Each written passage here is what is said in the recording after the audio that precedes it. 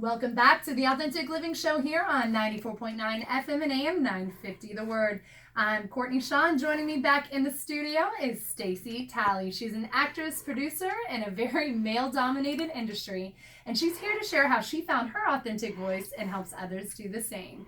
So a little background behind Staci and I. We actually met at My Christian Film some years ago, and she was very intricate in mentoring me in TV hosting and was an awesome friend to encourage me to do something crazy and totally out of my comfort zone and run for Mrs. Florida America. Not only did she encourage me to do it, but she helped me prepare for it and also capture that crown. So Staci, welcome to the Authentic Living Show. I'm really glad to be here, Courtney. I'm so proud of you. It's so exciting to have you here. It's really full circle because you really were so fundamental in my journey. So speaking of journeys, right? How did you get started in the entertainment industry? Because it really is a male-dominated industry.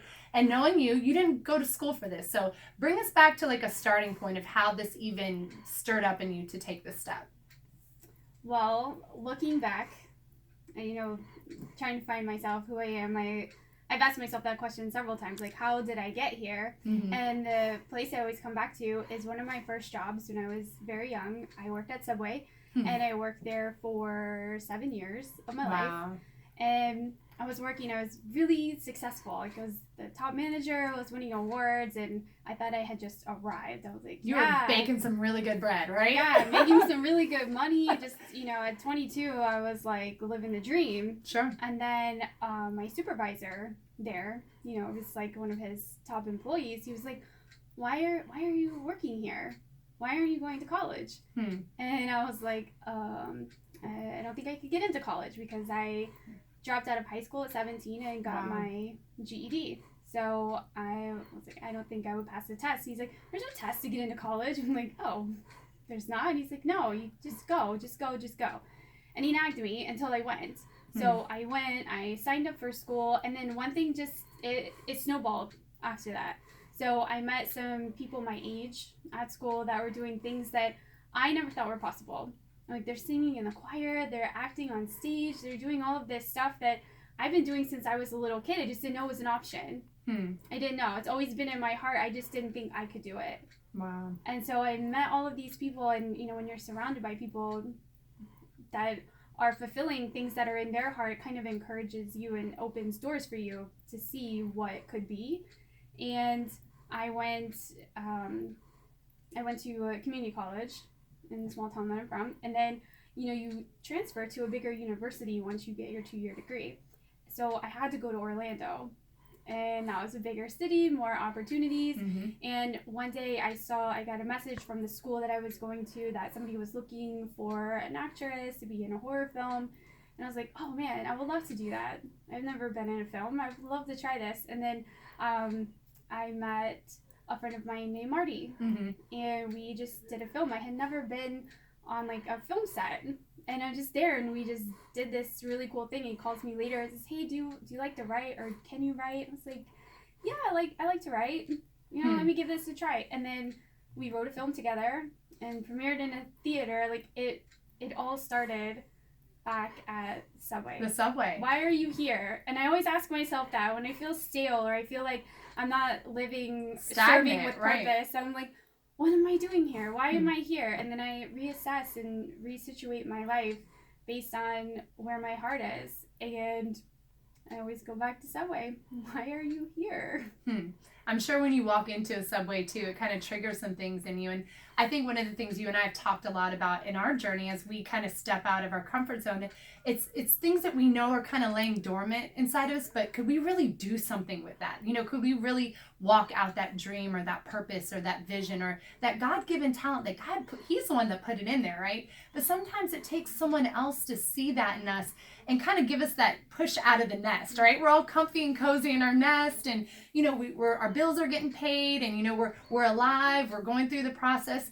but there's something that's inside of us that has this hunger and thirst for more, and that's that fulfillment of that purpose. And so here you are, you've come to Orlando, you were crazy enough to believe the Subway guy, right? He saw something more in you than just being a manager. And like you said too, when we spoke, there's nothing wrong with being a manager at a Subway, but if God has called you to something different, obedience is really the way of blessing, and you would have never been where you are today. So let's fast forward. You're at My Christian Films, you're serving, you're learning, you have a gift to write and to produce and all they do these cool things. And then this crazy blonde head chick comes in, right? You guys had asked me to come on and do an interview for the curriculum that Jeff and I did, Fit to Be Free. And then now one point someone was encouraging you, and now you're encouraging someone else to walk out their purpose and their dream. Pretty awesome, right? Yes, you always have to pay it forward. If you're walking, if you're serving your purpose, you're fulfilling the destiny that God set forth for you, and you see someone else is in that same spot that you were in, you should always just pay it forward to them. If God puts it in your heart, put it on them. Encourage somebody else. That is the best gift that you can give someone, is encouragement and support, no matter what, because they may not know what that is inside of them. They may not know. They may think they can't do it. They may think it's for somebody else. People like me don't do things like that. It's not true. If it's in your heart to do it, you can do it.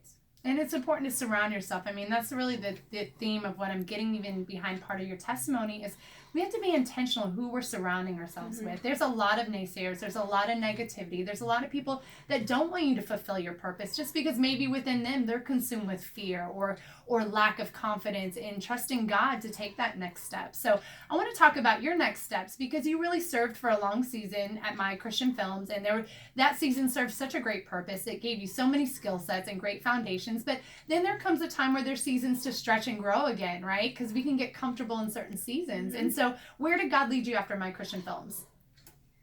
So after My Christian Films, which I learned a lot there, we all grew together as a team, serving different job titles and just trying to make everything work. So within that, having to do this job or that job just because of the nature of the business, I moved to Tampa and I started working in the commercial industry, producing commercials. And that really was the most nerve-wracking thing. It was very challenging to take on commercial spots and write scripts for them, hire talent, like producing on a much different level than I was at My Christian Films. And I was editing, shooting, flying to different states and filming, and it was stressful, but as I learn and I get a little more comfortable, I can look back and think, gosh, a lot of this foundation is because when I was at My Christian Films, that foundation really started there, learning how to, edit in a software program or just even how to wrap cables properly. Right, just the little things. And I think, one of the things I'm focusing on right now is because a lot of people ask you that question, well, how did you get into the industry? How did you get into the entertainment industry? And like, well, there's a story behind it. But I think a big part of the story is about serving, right? And volunteering. Sometimes you're not going to get paid right away to do something. Sometimes you got to roll up your sleeves and put a little blood, sweat, and tears into it and learn and grow. And all of that serving prepares you for the next season to reap the reward. And so now here you are, you're young, you're in a place of producing, and now you have a tool in your hand to be a blessing to so many people. So you call up all your friends like, hey, I got a job for you. Come do this infomercial, do that. And before we know it, we're on set with Staci, and she's behind the camera producing, telling everybody where to go and what to do. And you found really your calling and your gifts and your strengths through serving. So what does it look like for you right now? What are projects that you've got going on right now? So right now, as you said, not getting too comfortable. So it's always challenging being a producer. You're always putting out some kind of fire, but there's also a comfortability factor that comes along with it because okay, I can put out, you feel confident that you can tackle problems. So one of my biggest passions that I haven't fulfilled is acting.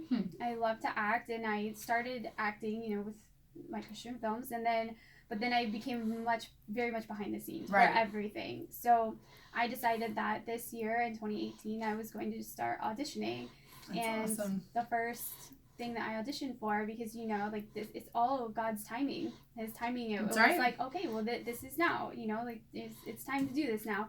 And I auditioned for a TV show called Timing, and I actually received the role of Katie, and I start filming next month, and I feel so blessed that, you know, God's allowing me to work this way, and the timing, that being patient and understanding that God has a plan and you have to follow it. No doubt. And I mean, it's so cool though. And like I said, there's kind of a running theme, right? It's this stirring up. It's people, you know what?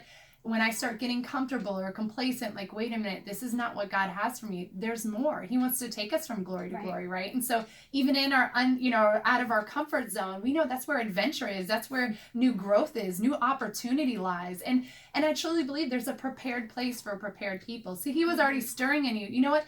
You've been behind the scenes for a while, and that's all great and it's all valuable, but all of those skills are going to make you even the better actress because you know what the producer's looking for, right? And it's that authenticity, it's that vulnerability, and that ability to be able to really relate with the audience and portray this character. So coming up in the next segment, I want to dive a little bit more into the entertainment industry. We had Marty and Chris on earlier in the month, and we kind of hit on the Me Too movement, right? And what is the woman's place in the entertainment industry? Is it a safe place? You know, is there a place that you can go with confidence to know you're going to be treated with respect, that you can be your authentic self, that you can be rewarded and compensated the way you deserve to be, just as, you know, your male counterpart does. So I want to hit a little bit more on that in the next segment. But what are you doing right now as far as producing? Is there a website or something that people can get in touch with you on? Yes, creativerootsmedia.com. So you're helping with branding too, and like I said, I want to hit a little bit. So what are some things you're doing to help women like yourself really package themselves, present themselves in a way that's affordable and that's easy for them to take those next steps? Just through personal branding. So actors, for instance, they always need headshots. They need different kinds of headshots, different types of headshots. They're dyeing their hair, they're cutting their hair, they're growing beards, they're growing mustaches, and that can get really expensive. So that's part of the branding, is to capture them in all of those different looks for their agents and for casting directors, and then also for people with social media, you know, like yourself, and so many people need photos, and that's what I do. Photos help them develop their social media platforms through visuals. Absolutely, and we're going to talk a little bit more about that to encourage somebody that might be listening today or watching that wants to take the next step, but they don't know what that looks like. So we will be right back with more from Staci to talk about steps for women young and old to get in the entertainment industry. Don't go away. You're listening to the Authentic Living Show here on 94.9 FM and AM 950 The Word, where faith comes by hearing.